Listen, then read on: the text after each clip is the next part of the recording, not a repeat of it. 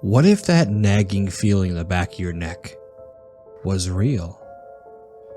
What if those hands reaching out from the dark that you believed were there? What if the monster in the basement really existed? And what if there was really something under the bed? Would you have the courage to face your fears? Hello, brave souls, and welcome back to Fear. I'm your host, Paul Rondeau, and in this week's episode, we ask the question, what's in the trunk?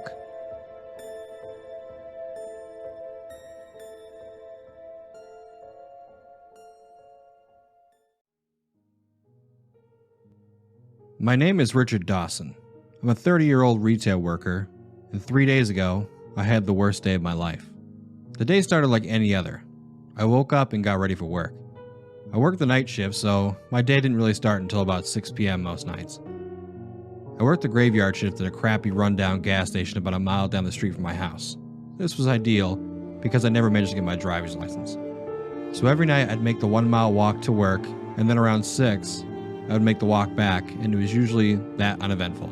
Life was a repetitive grind, and I just didn't have the drive to want to change that. So, like usual, I made my way to the gas station. Before I left, I grabbed my headphones and found something to listen to take my mind off the cold. I was listening to a true crime podcast that usually covered more current events. About halfway to the store, he started talking about an active serial killer that was working his way across the country. They called him the Drifter, and he had people extremely worried. I didn't put much thought into it though, I just thought it was kind of cool. I half listened about the Drifter as I finished up my walk to the store. It was cold as hell tonight, and the weather was starting to get bad as I walked into the store. I figured with the weather being bad, I wouldn't see many people tonight, which was fine by me. Mark, one of the other guys that worked the counter, looked relieved to see me and started to get ready to leave. He told me that not many people had come in that night, so he had a lot of time to clean. He said there wasn't much left to do, so I'd have a really easy night. I thanked him and threw on my work shirt and got ready to start the night. I did my typical rounds of doing light cleaning and restocking the cooler and making sure all the beer was stocked. Like Mark said, most of this had already been taken care of. He must have been crazy bored to clean the bathrooms as well as he did. I looked at this as an opportunity to catch up on watching some YouTube videos. That's pretty much all I did for the next few hours. Around 3:30 in the morning, a car finally pulled up at one of the pumps. This was a full-service gas station, so I walked out to the pump to assist the driver. He looked a little confused when I walked up to the window and knocked on it. He rolled down the window a little bit, and I caught a whiff of something that smelled awful. It smelled like rotting meat and expired milk. He asked me what the hell I wanted, and I told him he pulled up to a full-service gas station. I was there to pump his gas. He looked annoyed, but threw me $30 and told me to fill it up. I did as he asked, and he walked into the store to probably grab a few things. I told him I could ring him up out here when he was done. He shook his head and went in. I was pumping the gas when I could have sworn I heard something come from the trunk. I couldn't really tell what I was hearing, but it sounded like something shuffling around in there. No part of me wanted to check out what was in there, so I just kept on pumping, trying to ignore the sound. The noise started to get more erratic, and I was having a harder time trying to ignore it. I looked into the window of the store, and I could see the man looking through the snack aisle. The temptation to look into the trunk was almost more than I could bear, but I managed to hold strong and not check. At this point, whatever was in there was basically pounding on the lid.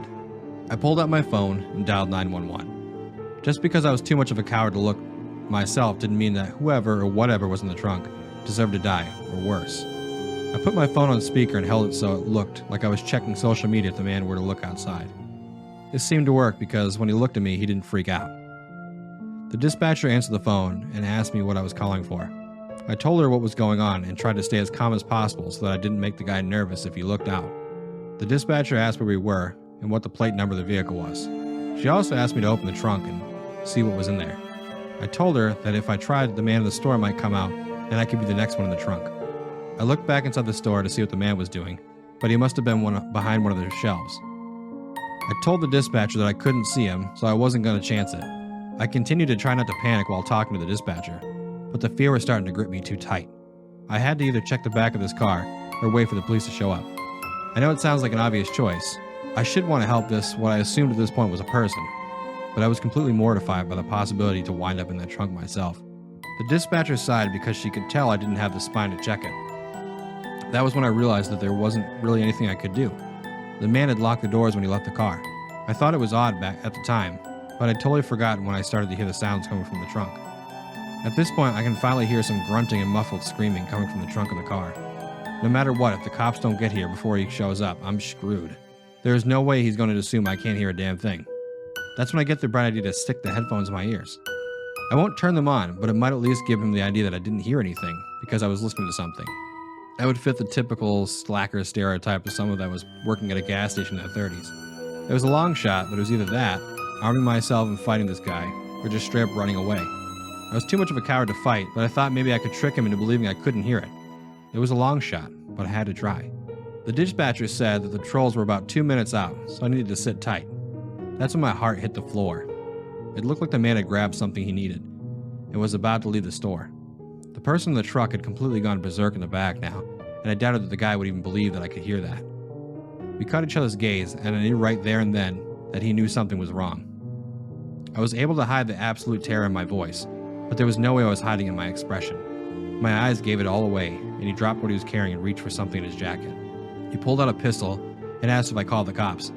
I tried to tell him no, but I could barely keep it together at this point. He told me to hand over my work shirt, and he made me put on his jacket. He then made me toss my phone over to him and demanded that I get on the ground with my arms behind my back. I complied even though my worst nightmare had come true. He was going to throw me in that god-awful trunk with whatever the hell was in there. At this point, I didn't give a shit about what was in there. I just knew I needed to stay out of there. I screamed for him to let me go, and that's when everything went dark. The next thing I know, I'm sitting in what appears to be a drunk tank. One of the officers noted that I'm awake and comes over to the door. He opens the door and motions for me over to one of the desks.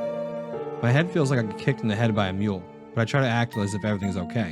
The officer starts to ask me a few questions like who I am, where I work, and where I live. I answer all these and he shakes his head. He tells me that the police arrived on scene at the gas station I worked at. They arrived to find me passed out next to the gas pumps, but no one was out there. I asked if they were able to find the car I called about, and they told me they had no luck finding it so far with the bullet they had put out. I asked if they were able to find the car I'd called about, and they told me they had no luck so far, but there was a blowout for it. They sent me home a little bit after once they had out-processed me. When I got home, the realization hit me. There's no way this guy's going to leave me alone. He has my phone, so he knows exactly where I live, my parents' number and address, and pretty much anything else he could want to know. I went to a local gun store and picked up a hunting rifle from my house. Before all this, I don't think I would have even touched a firearm. I managed to get a little time at a range to try and practice a bit. I'm no expert, but I probably won't shoot myself in the foot either. It's been 3 days since I saw the man, and the only thing I can think of is what happened to whoever was in that trunk and why he hadn't put me in there myself. I'm hoping tonight he will come so I can end this. I can't handle the stress of the unknown anymore.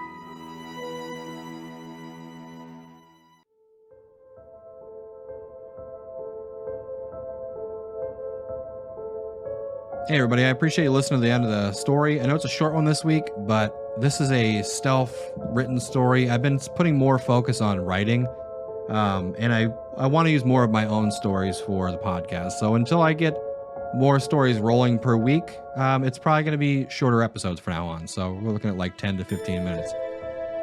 The one for next week is more like 15, 20 minutes, because the story I'm working on is a little bit longer, but I appreciate you sticking around to the end. If you'd like to have one of your stories showcased, you can send it over to podcastfear@gmail.com. That's podcastfear@gmail.com, and I'll go ahead and I'll put you in one of the other episodes. So, as always, guys, I appreciate you sticking around, and I hope you enjoyed. And don't forget to always face your fears.